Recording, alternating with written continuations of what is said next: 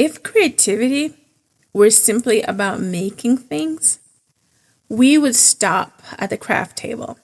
But let me tell you, your creative desires were planted inside you for a reason, and they each serve a purpose in your life. Today, we're going to be exploring three main reasons, three main purposes behind those creative stirrings and why they deserve your attention, okay? We're talking about restoration, revelation, and ripple effect, the purposeful fuel you can tap into right now. Hey, Mama!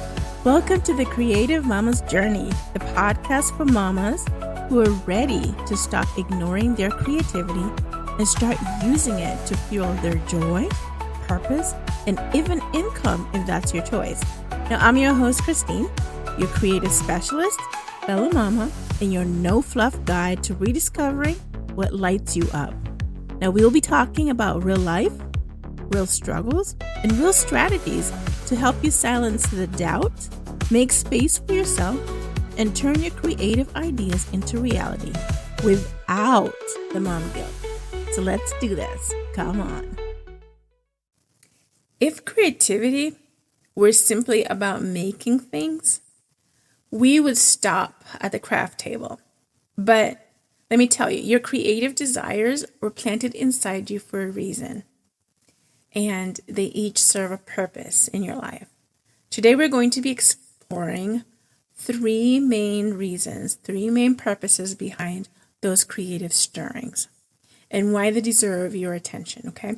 We're talking about restoration, revelation, and ripple effect, the purposeful fuel you can tap into right now, okay? So number one, restoration.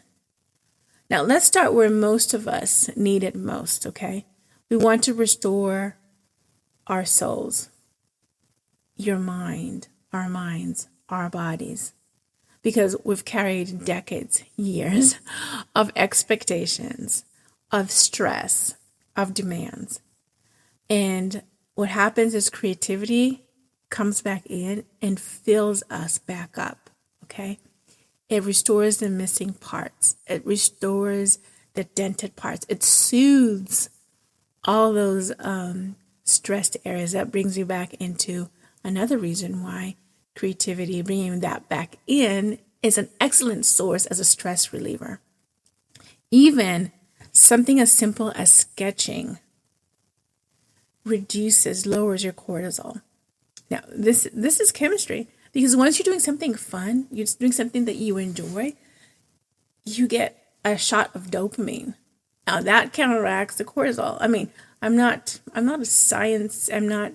really versed in this, but so if I get this wrong, please correct me down there. But the way I understand it is, as we're stressed, our cortisol levels increase. But when we do something fun, something good to reduce stress, we increase our dopamine levels, and that cancels out the cortisol. Now, another reason why we should get back into creativity and how it restores us, it's a form of self-expression, okay? You could be writing, painting, journaling, even, planning. These just aren't creative tasks. These are invitations to feel, because you're expressing yourself in whatever form your creativity takes. We also reclaim our voice, because we're getting back into what we used to do, or starting something that we never used to do, but where it's revealing a part of us that was missing. When you create, you speak, even if no one sees it or no one hears it. You're still expressing yourself. You're still reclaiming your voice because you were doing it. What has been on your heart? What has been on your mind? What has been knocking on the door, wanting to come out, and you haven't even started? What interests do you have that you haven't even thought about? Okay, maybe this is a possibility. How can I even start? And you haven't done anything to it.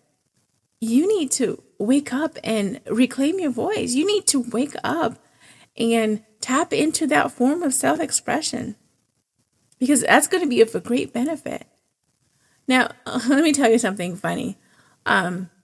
When you start tapping into your creativity, you need to be careful for what you wish for. One evening, I was so tired. I was tired about thinking that I was tired. I was tired about even thinking about getting up and going to bed. So, of course, it was too early because my son was up, and he's still at the age where he loves to get tucked in at night. And I'm still treasuring those moments because soon he's going to be turning 13. Well, I'm not saying that at 13, but soon he's going to claim to be too old to be tucked in. And this has been a bonding moment that we've done since he was born, okay? Anyway, I knew that I could ask him to get ready early, because then after I tuck him in, he would just have a timer for lights out. But the question became, after I asked him to get ready for bed, should I just keep sitting where I was in this room actually, or should I get ready for bed myself and just go sit on the bed? Well, I mean, until he was ready. And you know what? I dare not lay down on the bed because I knew that as soon as I lay down, I would be asleep. And I knew that it would take a while for him to get ready. And knowing that, I decided, well, you know what? Let me just put on an episode of Gilligan's Island. Yeah, Gilligan's Island. While I map out this idea that had been forming in my head. Okay? So I'm settling down, I'm doing it, and I'm like enjoying listening to Gilligan and all the antics on the island going on, hearing from one ear while the other part of me is mapping out this new concept, this idea that I had. Would you know it? An hour later, when I looked up, I realized that he had not come to tell me that he was ready. And it was like, I can't believe it. I've been sitting here. I was dog tired, but it was like I got a second wind, right? I had to force myself to turn my computer off after I tucked him in, even though I was itching to come back and to continue my project because my body was demanding sleep, but my mind was racing. Now, do you have moments like that? I mean, come on. I want you to start I don't want you to be where you're coming into your creative self and you're ignoring what your body needs.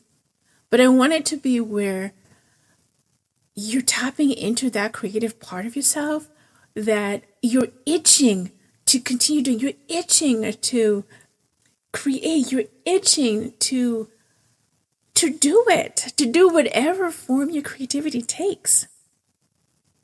So here are some practical steps that I want you to take for you to wake that part of yourself up. I want you to schedule a creative reset time, a creative reset moment. That's 5 to 10 minutes after a long day, okay? Do it after.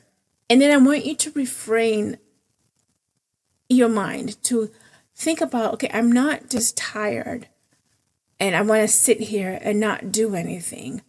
I'm not just tired and I just want to binge on social media or binge on TV. Yeah, Gilligan.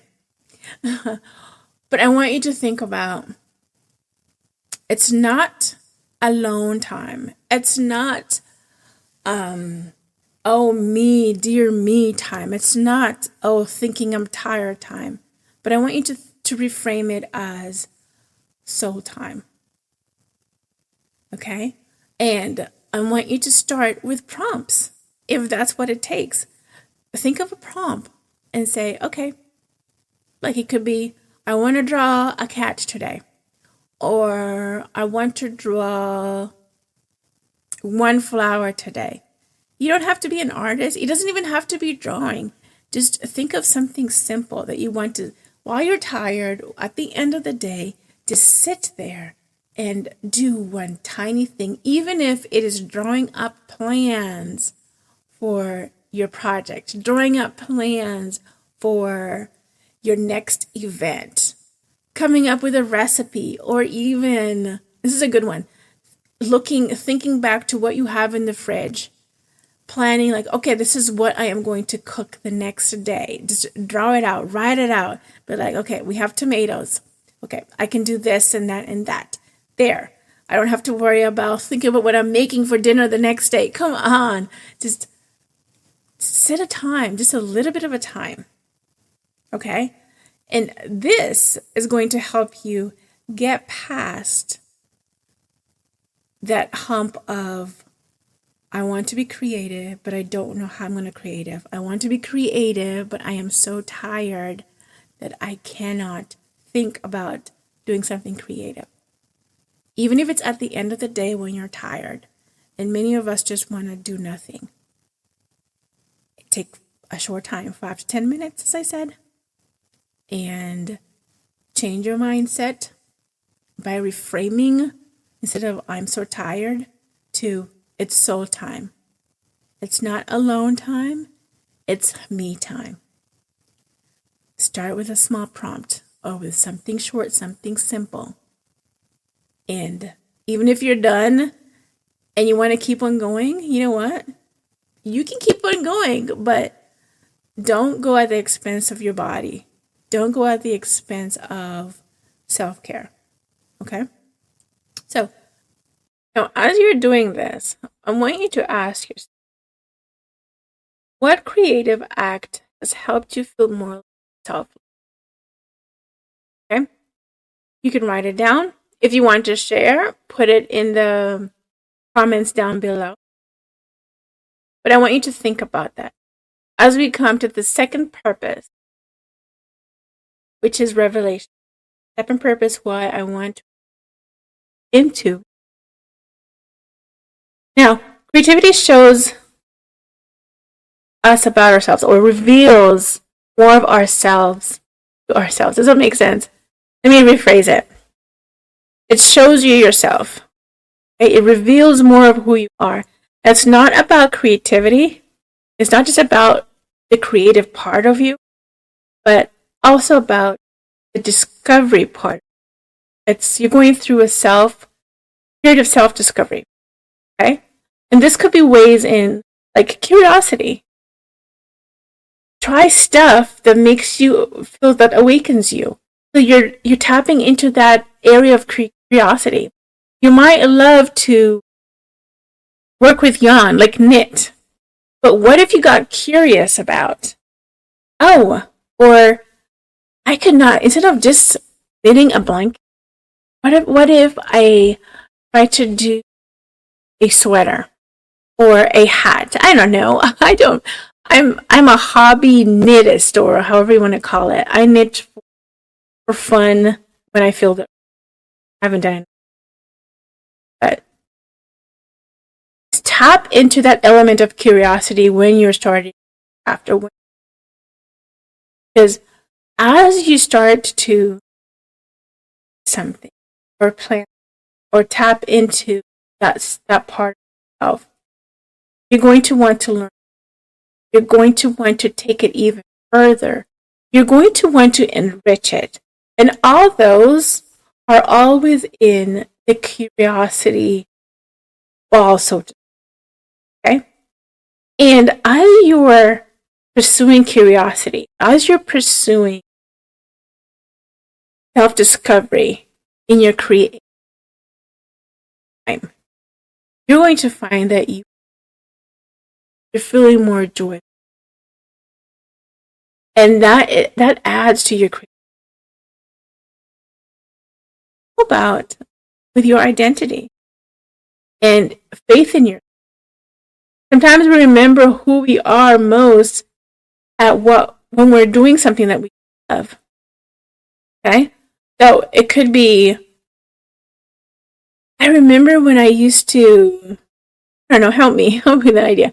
When I used to write stories. I was a kid, I would write stories here and there, short stories. It was just for the fun of it. But now I want to get back into writing stories.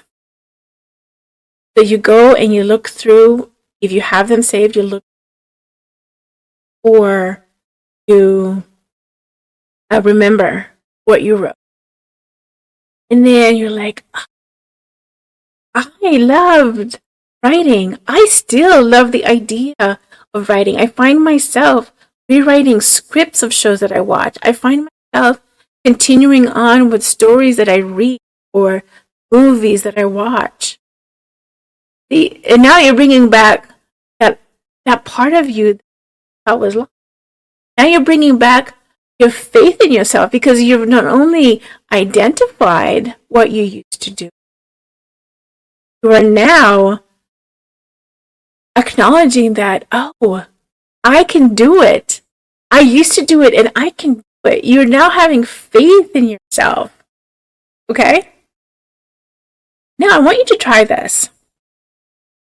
I create a creative map. So write down all the activities that intrigue you, that you would love to do, thought about doing, or I had a slight interest in doing more about it,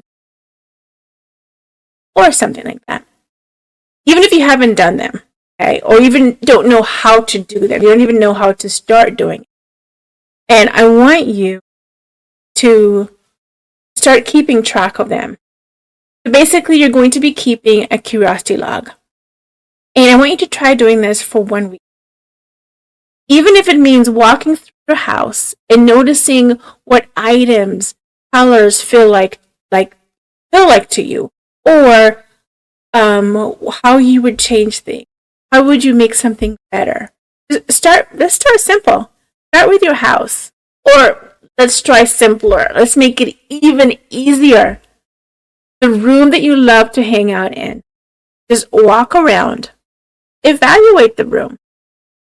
Evaluate what you see, the items that are there, the colors, the layout, and start thinking about how you could improve, how you could enrich it, how you could adjust it. Add that into your curiosity log. Okay? If it's something like, oh, let's say you found something on the wall, you're like, ooh, what if I could do a mural of this thing that will make this room come alive? Put it in your curiosity log. I want to learn to make a mural, or I want to make a mural on such and such. The ocean, a life under the ocean, or I don't know, whatever gets your fancy, but write it out. Okay? So this is more about keeping track of your creative moments that tap into your curiosity. Okay? It's not about the what's or the whys. I want you to focus on when you have a creative story. And so write that down. And then also make notes on if you want to learn more about that creative story. Okay? Now,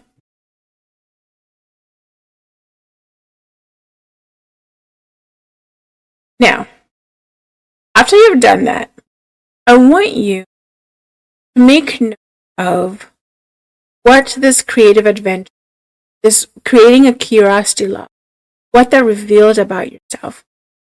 And did that surprise you, or was it something that I'd be interested to know what you think on that. And if you want to, just comment down below. Okay? Now we come into purpose, into reason number 3, which is the ripple effect. And this final purpose is what happens when you create and start to have joy, and you're shining, you're sparkling,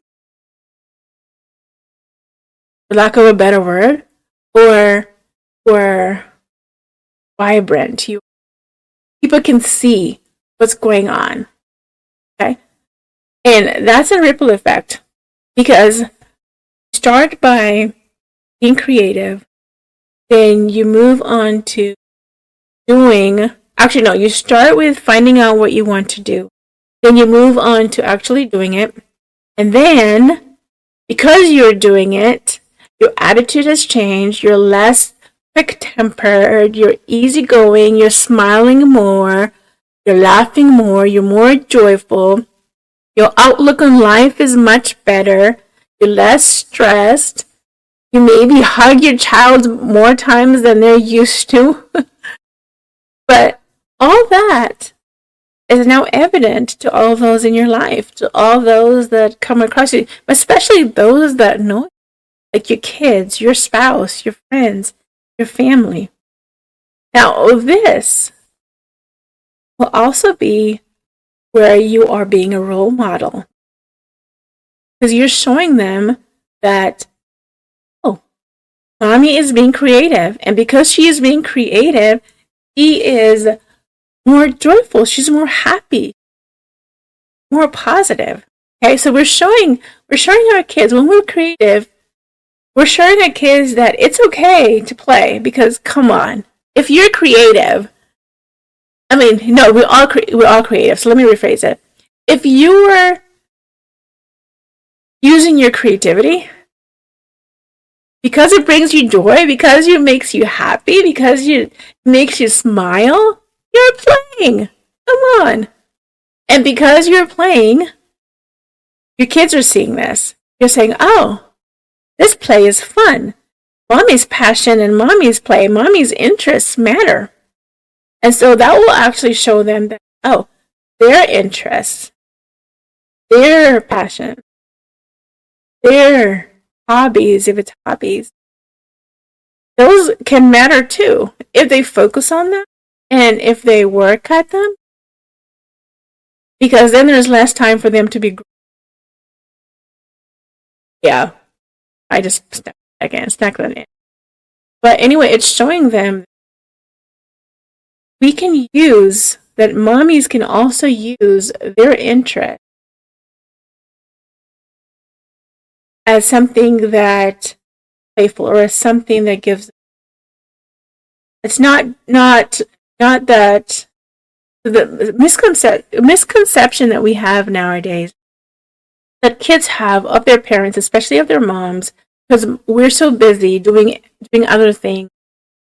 We have stress, we have our tempers, we have kids not listening, we have all these other things that our to-do list is a mile long and barely touched any of it. And so our kids are seeing that part of us, and that's all they think parents are, or moms are.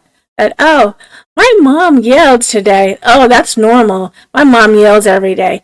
Or my mom lost her temper and threw this. Oh, that's normal. So what's new? Or my mom was so tired she just laid there. Oh, that's every day. Whose mom doesn't?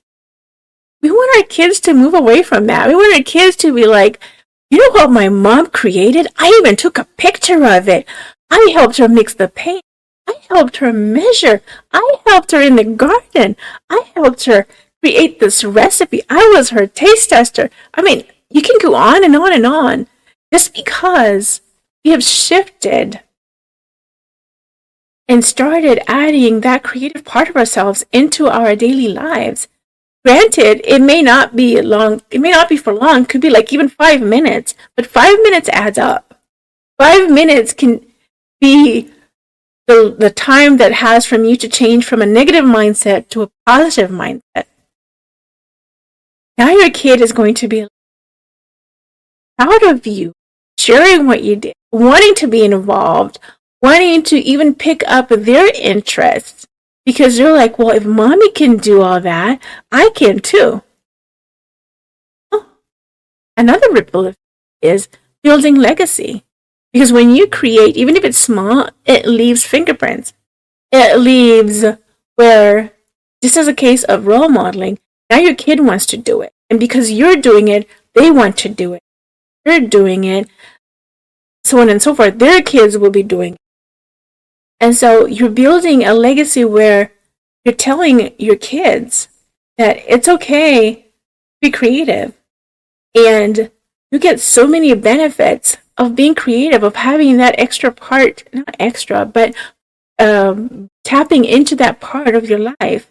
And it's not about being busy all the time. It's about playing stuff. Whatever happens. The other thing too. Sorry, I got distracted. The other, I lost my train of thought. The other reason, the other ripple effect is community. You're creating a community. When you're doing art, okay.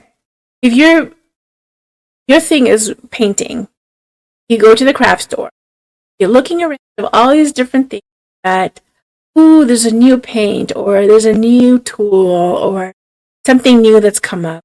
And so you're going down the aisle. If you're like me, you go down each and every aisle, whether it's something of interest or something that you're working on now or not. I go down every aisle. I'm looking at cool things, and anyway, I digress. But you're in the store, and then you come upon, oh, another person that's buying the same thing, or they're looking at it. So this has happened to me. I've been, I can't remember what aisle I was in, but I was just standing there, and somebody came and asked my opinion on something. So, I mean, I didn't know much about it, but I said what I knew, and so on and so forth. So right there, you're starting that dialogue. Another time I asked somebody, oh, I was looking at clay, polymer clay, and I had a question. And I got to talking to this mother, and she had her daughter with her, 2 daughters actually. And she makes, she works with mugs. She makes figurines that she attaches to mugs. I thought that was pretty cool. And we got to talking, and I found out that, oh, her daughter, who was like, what, 5, between 5 and 7? I think it was more 7. But anyway, her daughter was starting to learn how to do it too. And they were there shopping for polymer clay. That was so cool. So as you start to tap into your creativity, you're going to expose yourself, and you're going to be exposed to people that do similar things, or that are also trying to tap into. Because we're going to connect with them in one way or another. And that's how you build a community. So now, let's get into, so now you're thinking, well, Christine, you've told me all this, you've shared all this, you've given me some hope, but how can I apply it? Because, come on, I may not have the time. Well, I may not have the time to do, I don't have the time to journal. So how can I add it into my life? So here's some practical. I want you to share a small creative moment. It could be journaling. Like you could all be like, oh, let's journal. Let's write about what we want, our favorite vacation. Or let's journal about, it could be something made up. What if all of a sudden we wake up tomorrow morning, the sun has turned to blue? What would we do? I mean, something silly. It could be just something funny, something playful. Something that will get the whole family involved, even though that may not be something that they may like to do, but you're involving them in this creative. It could be even singing. Like, ooh, you put on some music, put the volume up, not way loud, but loud enough, and then you start singing, or you start making up your own words. Or it could be playing, like playing a game together, right? Another way to do it is you can invite somebody to join you in your process. And this is without requiring perfection. Like you can invite your kids, you can invite a family member, you can invite friends, or you can, if you have an internet community, like an online community, invite them. I mean, we have lives we could tap into. Invite them into your process. Invite them to join in with what you're doing. And you could be like, oh, today let's make a pair of earrings. Let's make the color blue. if you were part of a jewelry making, and you're like, okay, let's do it. Let's do it together. You can do together. Or another way, make this to add this into your into is keeping a ripple tracker. So as you're creative, as you're sharing your creativity, I want you to keep track of those. Even if it's somebody who says, ooh, I love that. Did you make that yourself? I'm going to call that a ripple effect.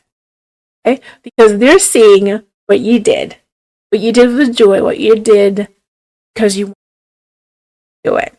Okay? So, leave a comment down below if you want to. Tell me who's been impacted by one of your creatives recently. Okay? Now, this is for those who have already been doing who has been impacted recently by your creative. Because you never know who's going to inspire. Many times we watch videos or we listen to podcasts and we're comments. You never know what somebody is searching for. You never know what encourages. And they're seeing your comment might be the push that they need to start themselves. Okay? So, here is I'm giving you a lot of homework, right? Now, here are some reflective prompts I want you to think about. And here's your journaling prompt mode. I want you to think about the 3 purposes that we talked about. Which one of these 3, so restoration, revelation, ripple effect, which one did you feel the most this past week? And then I want you to see, so where did this creativity fill me up? What part of my life, what part of inside of me, what part of a need that I have, could be with me, or it could be, where did my creativity fill me up? Then I want you to write about what new insights your creativity has. Whether it's you're searching for creative ideas, or you're trying to narrow, or in the midst of being creative, or even trying to tip you. I want you to take a moment and write and acknowledge what was revealed. Then, how did this create?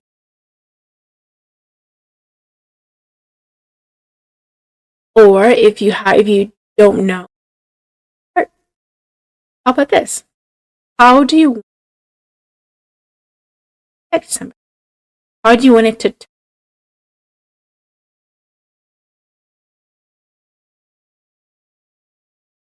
Now, these aren't just purposes. These aren't just reasons. Hey, is it creative?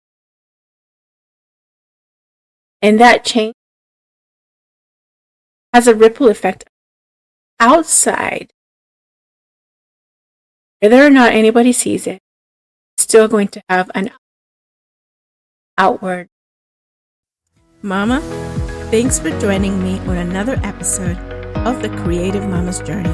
Now, I pray today's episode reminded you that your creativity is not a luxury. It's part of your calling. Now, if this blessed you, pass it on to another mama who needs a reminder that she is more than her to-do list. Make sure to subscribe, leave a review, and connect with me at Chrissy Creations. And mama, remember, you were made in the image of a creator. So don't just survive motherhood, create through it. See you next time.